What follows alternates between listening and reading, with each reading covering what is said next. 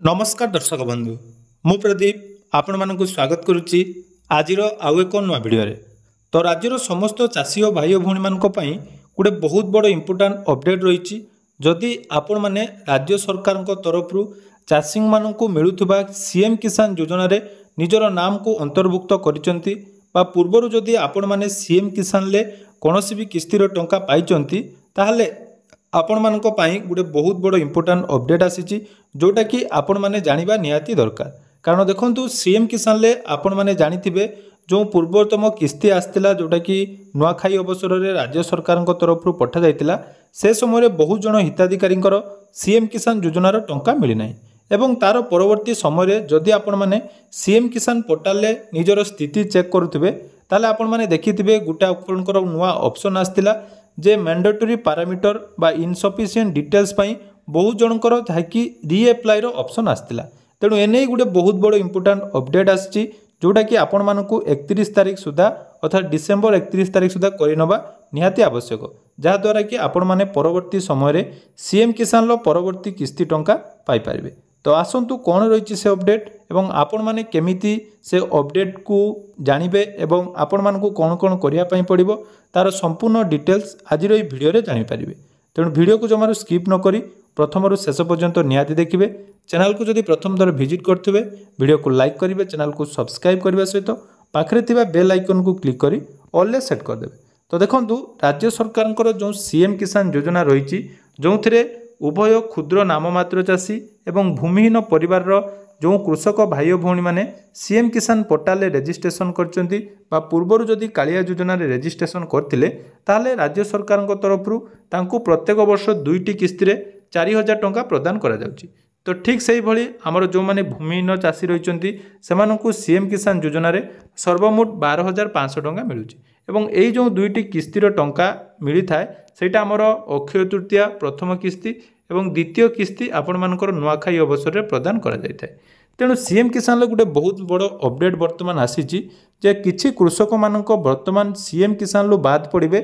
बा तांकर कोनोसी कारणवशत जदि सीएम किसान ले आपण मानकर एही बड़ी इंटरफेस टी शो करथुबो देखंतु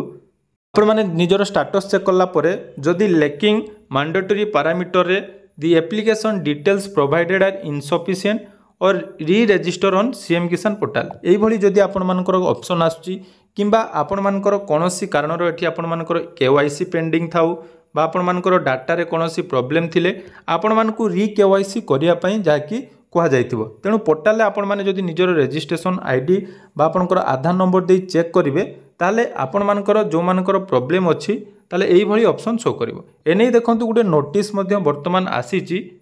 देखि पारुथबे किछि पंचायत मानकर जहाँकि यही नोटिस आसी जो सीएम किसान पोर्टाल असंपूर्ण तथ्य बा जोटा कि लिंकिंग ऑफ मैंडेटरी पैरामीटर रे इनसफिशिएंट डिटेल्स शो करुच्ची। तो सही कृषक माने सीएम किसान पोर्टाल समस्त जो आवश्यक अपडेट करना तेणु सेमानकु खूब जल्दी कॉमन सर्विस सेंटर बा आपनकर सीएससी सेंटर को जाई निजर शीघ्र अपूर्ण तथ्य को जहाँकि संशोधन करने पई निर्देश दिया जायछि। या सहित जदि आपण माने एही काम 31 डिसेम्बर सुधा करूना ताले यार परवर्ती समय आपण मानकु सीएम किसान योजनार टंका मिलिबो नाही एवं एही जो लिस्ट देखंतु आपण मानकर एही भली नोटिस पंचायत मानकर वर्तमान लगा जायछि ता सहित आपण मानकर लिस्ट रे जो कृषक माने रहिचंदी तांको नाम मध्य आपण माने निज पंचायत रो जोटा कि पाई परिबे। तेणु किछि पंचायत रे एटा ऑलरेडी जाकि आसी सारलानी बा आपण माने जानिथिबे जदि आपण मानकर एही सब प्रॉब्लम अछि आपण माने कोनोसी पंचायत रे मध्य चेक करिवार आवश्यक नाही। आपण माने सीएम किसान पोर्टाल को ओपन करिवे। सीएम किसान पोर्टाल ओपन करला परे आपण माने एठी गुटे ऑप्शन देखंतु रहिछि स्थिति जांच करिबा बा जोटा कि हमें स्टेटस चेक करिया बोली कहउछु। एठी आपण माने जिबे गला परे एठी आपण मानकर आधार नंबर जोटा कि सीएम किसान आपण मानकर आधार नंबर थिबो से आधार नंबर एंटर करिवे एवं आधार नंबर एंटर कर साला परे जो कैप्चा कोड रहिछि तो से कैप्चा कोड आपण माने एंटर करिवे। कैप्चा कोड एंटर कर साला परे देखंतु गुटे ऑप्शन रहिछि शो ऑप्शन तो एही ऑप्शन ले आपण माने क्लिक कर देबे। कर साला पर देखंतु आपण मानक स्टेटस रो सबुटा जोटा कि कंप्लीट थिबा दरकार जेमिति का आपणकर एप्लीकेशन फॉर्म टू आरंभ करी स्टेट वेरिफिकेशन पर्यंत सबु कंप्लीट थिबा दरकार। ता सहित देखंतु कि आपण मानकु कहली जे लैकिंग ऑफ मैंडेटरी पैरामीटर रे आपण मानकर एठी कोनोसी भी प्रॉब्लम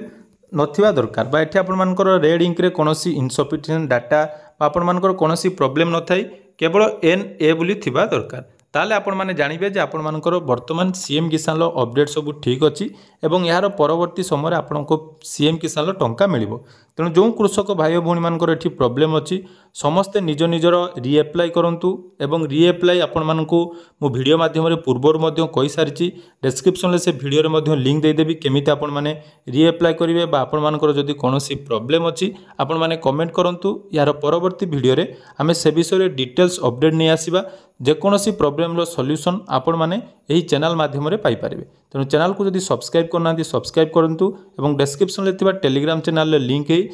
क्लिक करी जॉइन होंतु जहाँ भी प्रॉब्लम अछि तार सॉल्यूशन आपण माने आम चैनल माध्यम रे पाई परिबे।